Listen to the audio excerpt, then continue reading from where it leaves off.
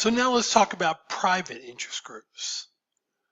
Private interest groups lobby in favor of policies that provide private goods. Now, unlike collective goods, sometimes referred to as public goods, private goods just benefit some people and not others. Usually they benefit the people in the interest group itself. Now, there are a bunch of different examples you can give of private interest groups. As a matter of fact, I gave some earlier, although I didn't do so explicitly.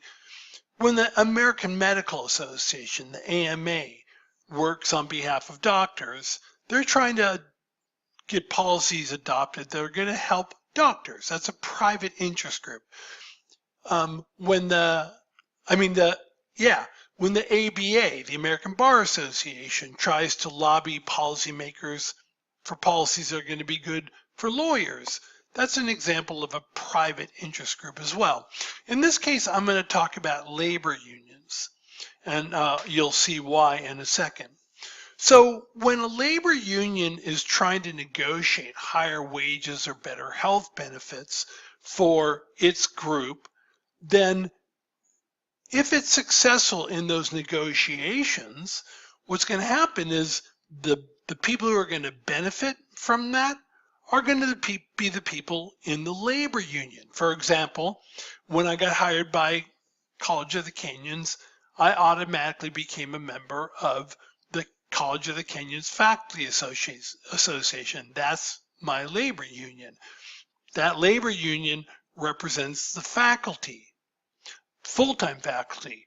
They don't represent you if you're a student. They don't represent even adjunct faculty, the part-time faculty. They just represent full-time faculty. And so, unlike public interest groups that work for collective goods, private interest groups work to secure private goods, goods that are going to benefit members of the group. So some people, but not others. Now, frequently when people talk about public interest groups, they talk about the free rider problem, right? Because they point out, as I did in the last video, in my example of the guy just sitting there watching Family Guy marathons, while you and I and someone else are at the city council trying to get clean air for the city of Santa Clarita. But in some ways, labor unions and other, I'll use just labor unions as an example, they have a free rider problem as well. But it's important to draw a distinction between those two, the public interest groups and private interest groups. So in one way, labor unions don't have a free rider problem in as much as this. When I get paid, the faculty association, the COCFA, automatically money comes out of my check and it goes to the faculty association because I have to pay dues. As a member of the COCFA, I have to pay dues. And so it comes right out of my check, right? And so even if I don't want to participate, I have to participate, right? Automatically, I'm contributing to the fund that they have. Now I can actually opt out of any kind of money coming out of my check to pay for political action, but when they're negotiating on behalf of the faculty for higher wages or better benefits, I'm going to benefit from it if they succeed. But they also have a free rider problem too, which is worth noting. So for example, a while ago, the faculty association was trying to negotiate higher wages. This is in 2022. Probably, depending on when you're watching this video, this has happened multiple times. And so oftentimes the labor union will contact members of the labor union and say, come on out and stand on the street and protest with us for a cost of living increase, or come on down to the board of the board and let them know how you feel about a certain thing going on. Now, I'll be honest, I'm kind of lazy when it comes to stuff like that. And so I have a lot of faculty who are really involved in the labor union, and they go to those meetings, they stand out on the streets, and they do those kinds of things. Oftentimes I don't, I have just other obligations, other reasons. I'm glad that they do that, and I'm proud of them for doing it. I'm really have a lot of respect for a lot of them because they're tremendous people. But the reality is I'm a free rider. I'm not somebody going to the school board and trying the board of trustees and advocating for policies that the labor union wants adopted. I'm not the person who's going to stand out on the street with a sign trying to attract attention to something that the labor union is doing. And so even though I pay dues, and I do pay dues, even private interest groups at times can have a free rider problem as well, but it's just not as extreme. And the reason being is that I'm getting stuff from the labor union all the time. I'm getting benefits by virtue of being in the labor union. Public interest groups can't provide the same kind of incentives that private interest groups can. And so while they do have a free rider problem, it's different, it's more complicated.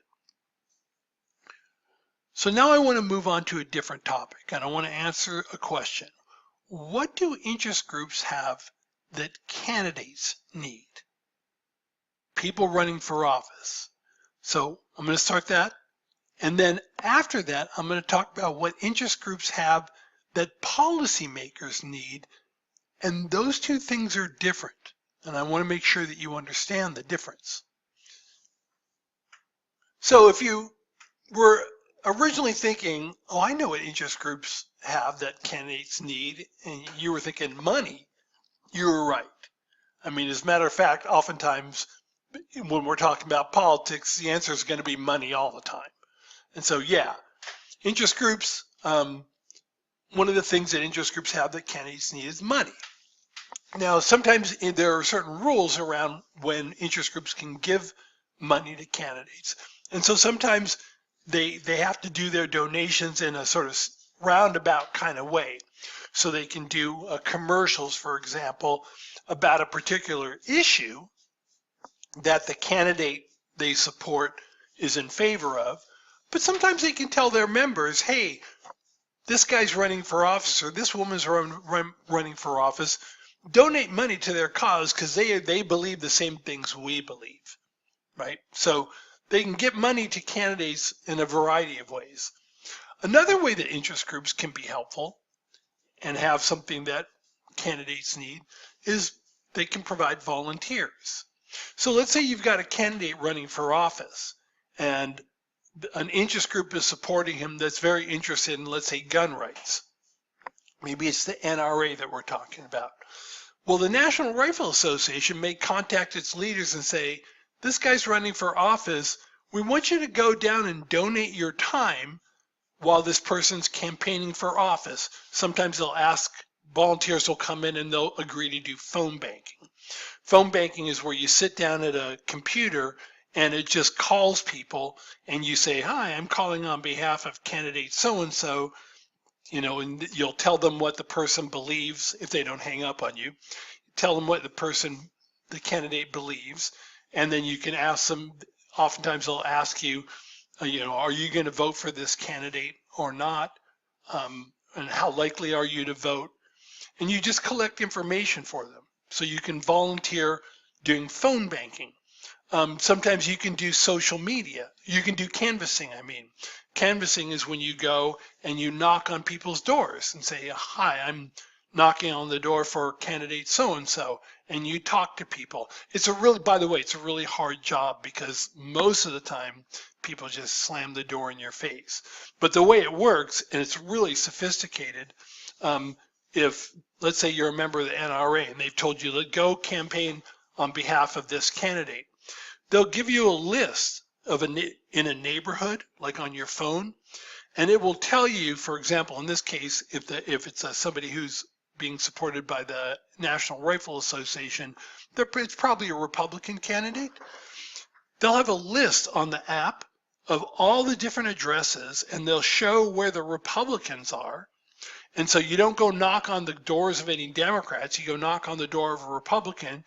If they say that they're going to vote for the candidate, you enter that into their data bank so they know exactly who is voting and who isn't voting, whose doors have been knocked on and who haven't been knocked on.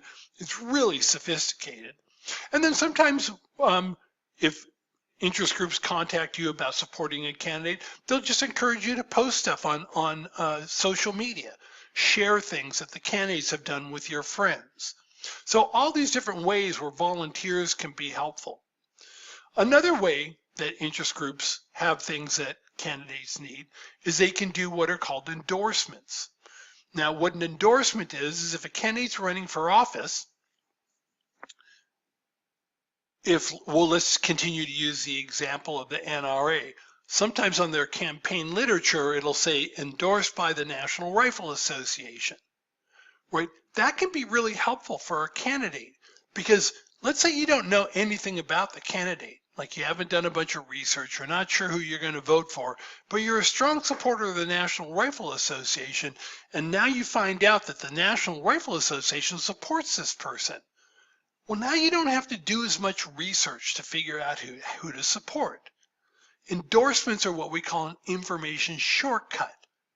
You don't have to do any research. It's like, I like the NRA. The NRA likes this guy. I'm going to vote for this guy, right? And so if you see that there's a bunch of different interest groups that you know about and that you support are supporting this candidate, that can be really good for a candidate as well. So they try and get money from interest groups, they try and get volunteers to help them during the campaign, and they try and get endorsements to put on their campaign literature. These are some of the things that candidates need. Now, this is different than what policymakers need from interest groups, and this is where I'm going to make the distinction and talk about the decidedly more positive impact of interest groups, or at least that's the argument that I'm going to make, and then you can decide whether you find that persuasive or not.